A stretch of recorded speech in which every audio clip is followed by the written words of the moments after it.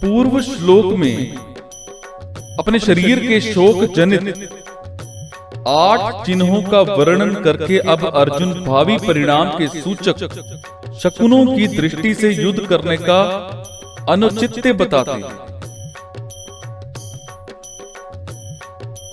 हे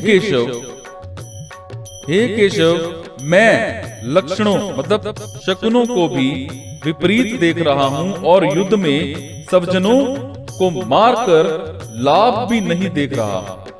हे केशव, मैं शकुनों को भी विपरीत ही देख रहा हूं।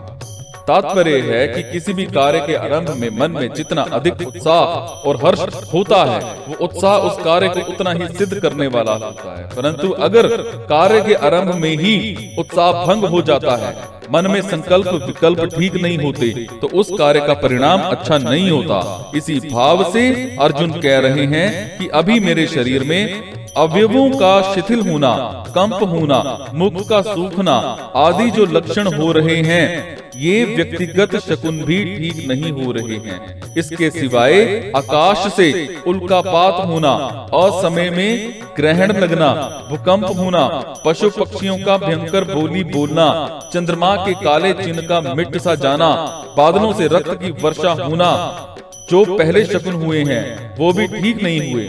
इस तरह से अभी के और पहले के इन दोनों शकुनों की ओर देखता हूँ तो मेरे मन ये दोनों ही शकुन विपरीत अर्थात भावी अनिष्ट के सूचक दिखते हैं। युद्ध में अपने कुटुंबियों को मारने से हमें कोई लाभ होगा, ऐसी बात भी नहीं है। इस युद्ध के परिणाम में हमारे लिए लोक और परलोक दोनों ही हितकारक नहीं दिखते, कारण कि जो अपने कुल का नाश करता है वो अत्यंत पापी होता है।